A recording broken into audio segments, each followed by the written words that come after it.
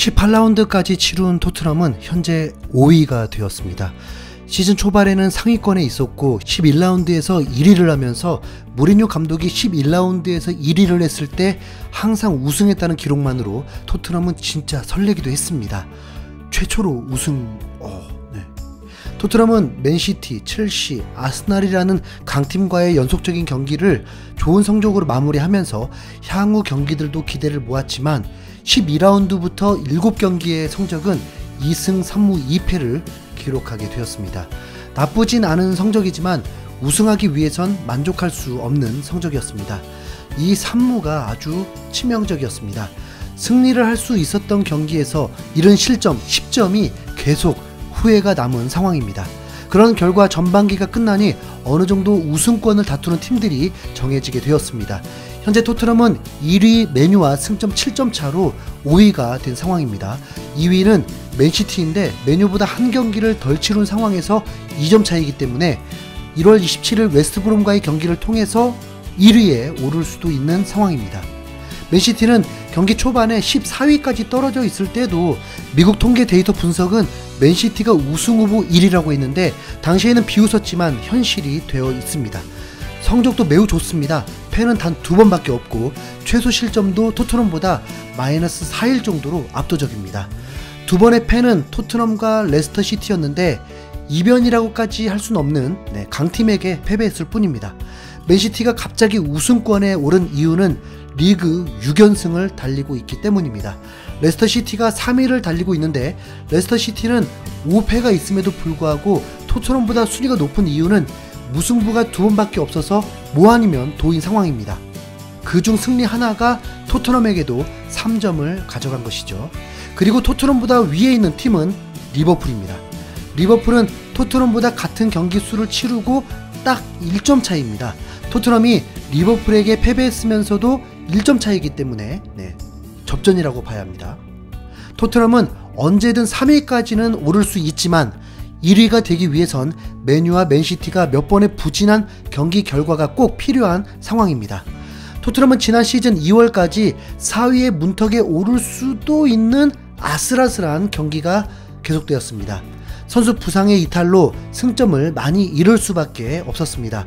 코로나 이후 다시 리그 재개를 했을 때 전승을 한다면 탑4 안에 들 수 있을 거란 기대에 선수들이 최선을 다했지만 셰필드에게 3골을 주는 패배와 본머스 팀에게 무득점을 하는 졸점 무승부 등 결국 마지막은 유로파 리그라도 갈 수 있느냐 없느냐에 힘을 써야 했습니다. 이 얘기를 한 이유는 지금 토트넘은 비슷한 경우에 놓여 있습니다. 그때와 다른 것은 에이스들이 부상 없이 그대로 있다는 것 뿐입니다. 토트넘이 아무리 좋은 경기를 해도 상위권 팀들도 같이 잘해버린다면 우승은 또 물거품이 됩니다. 무리뉴 감독은 토트넘이 우승 후보라고 생각하진 않는다고 했습니다. 하지만 한 경기 한 경기 승리하기만 한다면 승리할 수 있다는 거죠. 그에 따른 결과를 얻을 거라는 당연한 말만 했습니다. 하지만 선수들에겐 다릅니다. 손흥민과 케인은 우승에 목말라 있는 상황이고 케인은 토트넘이 우승을 하지 못하면 언제라도 떠날 생각을 가지고 있기까지 합니다. 토트넘의 리그 우승은 결코 꿈은 아닙니다. 1위를 달리고 있는 맨유는 실점이 무려 25점이나 됩니다. 우승팀에 걸맞는 실점률이 아니죠. 2012 시즌 맨유가 실점 43점을 하면서도 우승을 한 적은 있지만 그때보다 더 높은 수치의 기록입니다. 대부분 우승팀은 그만큼의 실점을 하진 않죠. 맨시티는 반대로 공격력이 떨어져 있습니다. 득점 상황을 만드는 것까진 리그 최고이지만 정확성에서 떨어지면서 5위권 팀 중 가장 득점이 조조합니다. 물론 시즌이 치러질수록 지금 강해지고 있는 것은 사실입니다. 레스터시티는 5패를 기록한 만큼 강팀이 아니더라도 언제든 덜미를 잡힐 수 있는 팀입니다. 리버풀은 이번 20라운드에서 토트넘과 대결해서 토트넘이 이기기만 한다면 순위가 뒤바뀌기 때문에 앞서 나갈 수 있습니다. 현재 상위권 팀들 중 압도적인 실력을 자랑하는 팀은 없기 때문에 앞으로도 치열한 순위 다툼이 예상되고 있습니다. 토트넘은 이번 우승 가능성을 6%라고 보고 있습니다. 팬들도 우승을 하기는 어렵다고 하죠. 토트넘도 이번 시즌 현실적인 목표가 리그 우승이 아니라 뭐라도 우승이긴 합니다. 하지만 지금 리버풀과 1점 차이 나는 5위 상황, 긍정적으로 1위와 최대 4점밖에 차이 나지 않는 상황에선 우승을 결코 포기할 필요는 없습니다. 먼저 토트넘은 맨시티, 맨유를 이겼던 팀입니다. 군더더기 없이 깔끔하게 말이죠. 리버풀에게도 원정에서 극적으로 1대2로 패배했을 뿐입니다. 그리고 레스터 시티와의 경기는 노코멘트 하겠습니다. 그냥 졌어요. 무리뉴 감독의 전술에 강팀에게 강한 무리뉴이기 때문에 두려움이 없고, 승점을 잃어버렸던 경기들은 선수의 기량보다 후반전의 경기에 대한 접근 방식에 문제가 있었기 때문에 변화를 가져올 수 있습니다. 그리고 최근 그 문제들은 수면 위로 드러났고, 무리뉴 감독이 먼저 선수들에게 라인을 내려서 수비를 지시한 적이 없다고 했었고, 케인이 최근 인터뷰에서 무리뉴 감독이 그런 지시를 내린 적이 없었다고 언급을 했습니다. 감독님이 내려앉으라고 말한 적은 한 번도 없었다. 경기장 위에서 우리의 정신력이 원인이었다. 가장 중요한 것은 선수들이 앞으로 나가고자 하는 것과 책임감을 갖는 것이다. 내가 더 잘했어야 하는 몇몇 찬스가 있었다. 하지만 경기에서 승리하는 것이 가장 중요하다. 좋은 찬스를 잘 살려야 우승 경쟁을 할 수 있다. 그런 면에서 이길 수 있는 경기에서 승점을 잃는 것이 실망스러웠다고 밝혔습니다. 실제로 토트넘의 실점은 강팀들의 실점들과 좀 다릅니다. 수비가 뚫리고 실책을 하고 상대가 잘해서 나온 실점보다 볼의 경합 상황에서 공중볼에서 실점한 경우가 많습니다. 이 또한 토트넘의 약점인 것은 맞지만, 이기고 있는 상황에서 안일한 플레이만 하지 않는다면 토트넘은 훨씬 위협적인 팀이 될 것입니다.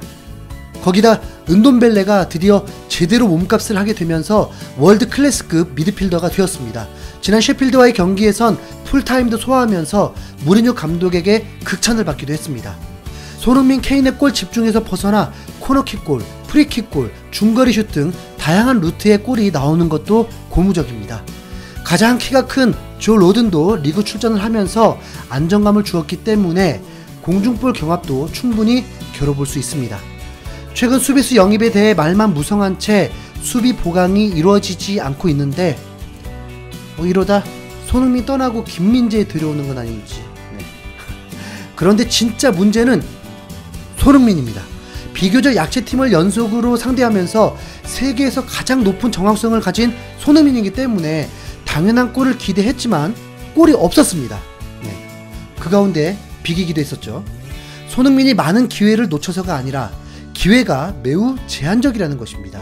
초반에 워낙 골 폭풍을 일으키다 보니 상대 수비가 더 강화되면서 어려움을 겪기도 하겠지만, 몇몇 선수들이 손흥민과 동선이 겹치는 걸 보면 분명 손흥민 활용법에 문제가 있는 듯 보입니다. 팬들은 손흥민의 활약 때문에 응원하는 것이고, 한국에서 가장 인기 있는 팀이 토트넘인 것도 손흥민 때문입니다. 무리뉴 감독은 포체티노 감독과 다르게 손흥민을 확실한 에이스 카드로 사용하고 있지만, 득점에 특화된 선수를 더 잘 활용할 수 있기를 바라봅니다. 토트넘은 화요일 위컴과의 FA컵 경기가 있는데, 이때는 아마도 베스트 멤버를 가동하진 않을 것입니다. 위컴은 2부 리그 팀이기도 하고 토트넘의 더블 스쿼드가 가동되더라도 충분히 이길 수 있는 팀입니다. 이 경기보다 더 중요한 건 그 3일 후 리버풀과의 홈 경기입니다. 이 경기를 이긴다면 확실한 우승권이 가능한 팀으로 인정되게 될 것이고, 그 경기를 패한다면 바로 탑4라도 갈 수 있도록 목표를 낮추고 나머지 유로파리그, 카라바오컵, FA컵 우승컵을 들 수 있도록 하는 것이 좋을 것입니다. 그런데 왜 저는 토트넘이 이번 시즌 왜 꼭 사고를 칠 것 같죠? 무리뉴 2년차 매직을 믿어서인가요? 아무튼 토트넘 파이팅! 손흥민 득점왕도 파이팅!